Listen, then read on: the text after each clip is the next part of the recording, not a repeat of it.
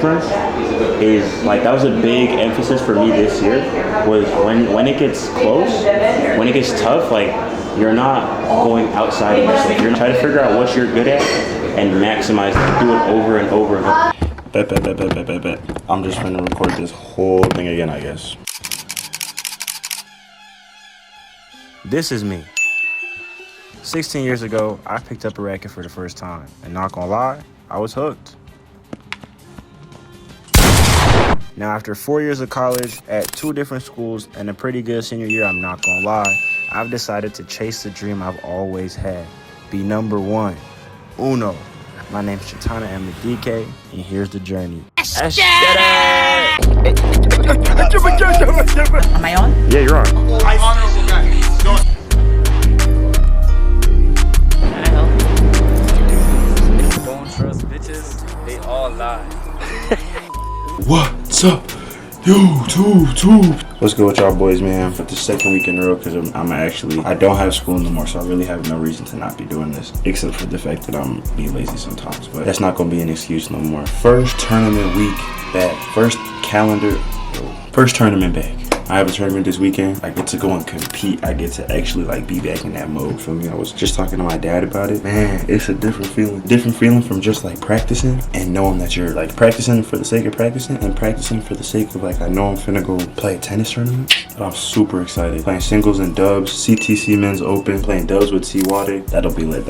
Obviously I care because it's low-key 4.5 bands on the line. Like winner gets 4.5. But at the same time, like, I'm just so happy to be able to play tennis. Development first. It's easy when it's like they throw bread in your face to be like, oh, I'm gonna go play here. They throw bread, I'm gonna go play here. And my dad was like, look, bread isn't bad, but you can't be too easily persuaded by bread. Because if you're too easily persuaded by bread, you'll do anything in this world. The number one is development. You're trying to get better as a tennis player. Once you have that, once you're doing that, you know, the bread will come with it. If you're good enough at tennis, if you're good enough at what you do, bread will come eventually. Now, it should be a good week, practice week. Hopefully, should have a day in the life dropping too with Jamal. Should be the first match day. Should be lit. Should be fun.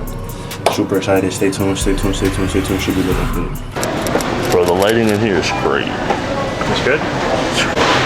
Yeah, I might get a pack of Skittles, bro. I be eating Skittles on court. It's super tough though. It's just fast sugar.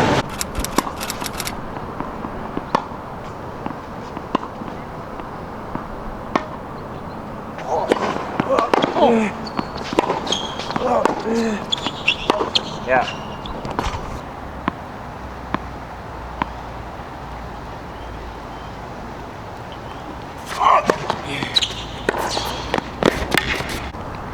Is it on? But I'm super excited. But it's hard. It's hard to like know the level that I can play at. Like these last couple of practices, I've been out there hitting, but I've been getting cheesed. Cause I know like the level that I was playing at before I came back home, before I stopped. And I'm like, damn, why am I not playing at that level? But it's hard to like give yourself enough grace to know that like, bro, you took a month and a half off. But also like keep the competitive edge to know that like I'm still gonna whoop niggas. Ooh, I don't know if I can say that. Go for the ball and whatever happens, feel me? If I lose, and I'm not gonna die. I'm not gonna get shot. I'm be really mad, but I'll get over it. But I'm still going to Spain in a week, so it's not too much. It's not too much we can really be upset about, feel me? But let me go clip Enoch. Let me go clip Enoch in this set real quick. Bentley with the B inside the wings, like whoopie whoops, spinning downtown like hula hoops. Is it the fair skin or the Jewish roots? Why people wanna not see me on top of the mountain like I do the dudes? Damn, and fuck a Billboard #1, man, whoopie-doo. They rigging the game because you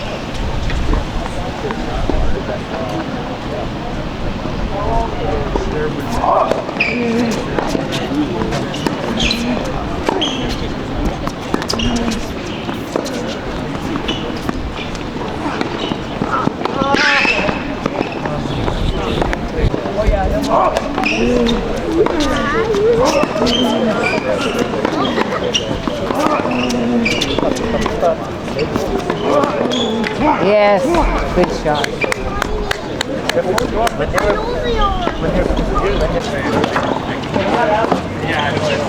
That sharpness, that like, oh, it's 30 all 4-4, you know? Like how locked in are you to play this point? When you're like kind of out of it, it's easy to mentally go away in those moments. But I feel like despite the fact that I haven't played in a minute, I still dealt with it. Well, I think it showed when all of a sudden he makes like 2 unforced errors for no reason, like he just misses for no reason. Yeah, when he was serving, right? Yeah. And I was like, that's when I knew. I was like, okay, yeah, I got it. And then I know that like on one of these points when I get up, just go for it, because the pressure's on me. Yeah. Just go for it. I draw, like I hit the one down the line backhand winner. You know, maybe I missed that, maybe I don't, but whether I missed that or made that, I still think I would have won that game. That's why I went for it, because I was like, fuck it, why not? And I think this is like the perfect first match to play, because like he's good, like he can play tennis, bro. Like he forces me to play well in the first match, like be as uncomfortable as you can or as you need to be early in the tournament, I think is good, because then as the tournament goes on, you start to play better, you start to feel it more. Yeah. But some people, like, they'll cruise through the first like 3 matches of the tournament, and then they'll finally play comp and they'll shit the bed. It's like they haven't played comp all tournament. So first time they meet some resistance, they fold a little bit. So I think it's good to meet like a healthy amount of resistance. Obviously you don't want to play like a 5-hour match, because then you're finna be tired. But no, I think that was like ideal first round match. And then whenever you want to talk. That was wrong? Yeah. The main difference is, like, that was a big emphasis for me this year, was when it gets close, when it gets tough, like, you're not going outside of yourself. You know, if it's 5-5 30 all and I'm hitting that backhand and I'm coming to the net, I would have done the same thing at 2-2 30. I would have done the same thing at 0-0 15 love. You know, but some people, they'll get up in the score, or they'll get close in the score and they'll try to do shit they've never done before, bro. They'll like get behind the baseline and they'll like smack the ball really hard, or they'll be an aggressive player normally, and then the match gets close and they start like playing soft and they start like pushing, and call it pushing when you're like being defensive and you're waiting for them to do something, you start like pushing. Yeah. If you know this is my game style, whether it's 0-0, whether it's 2-2, whether it's I'm up a set and 4-0, whether it's 5-5 first set, I'm still, you have to stick to what you know.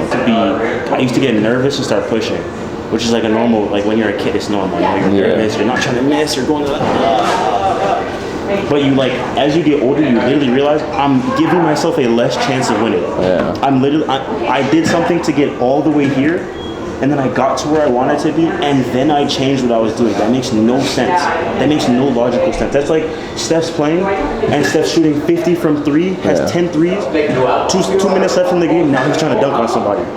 Yeah. That makes no sense. That's not your game. That's not what you're supposed to do. So I think really understanding what you're good at on the court. I have a good backhand. I have great ground strokes. I have good volleys. I can come forward. I read the game well. Use it.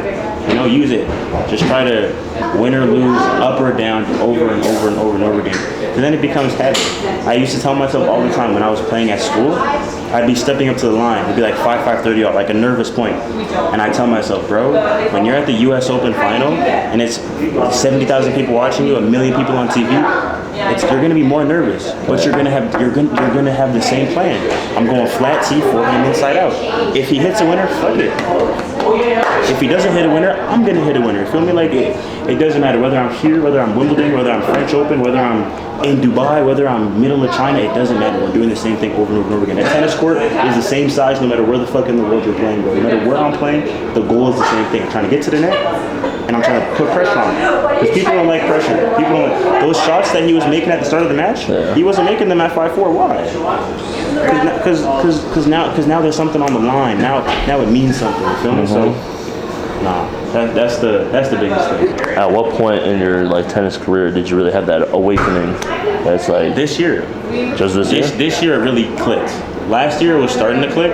Midway through last year, I started getting like a couple of good wins, and I was like, oh, like low key, maybe this is good. Like maybe I should keep doing this. But this year is when I really locked in on like my mental, in terms of just being present, because I I really realized, like respectfully, when I'm fully there mentally, niggas cannot fuck with me. When I'm there and I'm not worried about the last point, I'm not thinking about breakfast tomorrow, I'm not thinking about fucking going on a hike or some shit. When I'm there mentally and I'm playing, niggas can't fuck with me because like, of course there's people that play better than me, but the thing is, when people play better than you, you now have to play better than me for 2 hours straight, and I don't think you can do that. And if you do it, I clap it up, I shake hands with you, I go home, I shower, I hop on FIFA, my life continues because I know that I'm gonna do the same thing next time, and I know that statistically, if I keep doing this, I'm gonna win more than I lose. I'm gonna lose, we're gonna lose, fuck it, who cares, bro? But like, when I started really thinking like this, and really like, just competing, point in, point out, no matter what the score is, no matter what's going on. I had a couple moments in this match where I kind of went away. When I was down 3-1, and I brought it back to 4-3, when I'm up 4-3, that's like your kill game. You win that game, you like, what I should have done on the first point, you return that first leg, hella loud, so that he knows that like, okay, yeah, because the typical tennis is very predictable in terms of people typically have the same things happen to them at like the same points in matches. So whether I'm playing this match or it's 2 other random people, when people come back from a breakdown from 3-1 to 4-3, that 4-3 game is typically lax. They typically relax a little bit because it's natural. You're a human. You got back to safety. You're not in danger anymore. So you're like, okay, you relax. Even if it's just like 2%, you relax a little bit. In those games, those are the ones you have to be like hyper aware of, like now, like this is when I need to go at him. Because he's also aware that I'm probably gonna relax. And no, he wins that game 40-love. That's the worst thing that can happen at that point. That's like 0 out of 10 what I did. Yeah. I have to at least make him think like, fuck, like he's still here, like he's not going away. Because if you get that game, and then if I even get that game to 15-all, now he just lost 3 games in a row. 15-0 on his serve. I'm loud. I'm bouncing up. I'm jumping up. He's like, fuck. You know what I mean? Like, it's a mental thing. It's all mental. It's 100% mental. I'm just trying to fuck him up in the head. So it's like, nah, bro. That's something that I think I could have done a little better. I didn't even know the question you asked me. I can't remember. I don't remember. It's just the mental. It's the being present when you're there. And you're not worried about nothing else, and you're fully focused on playing tennis, is when you do your best. When you lose a point and you're like, oh, how'd I miss that? When you win a point and you're like, oh, I'm the best in the world. You feel me? Like, highs and lows they're both like extremes are bad, whether they're up or down.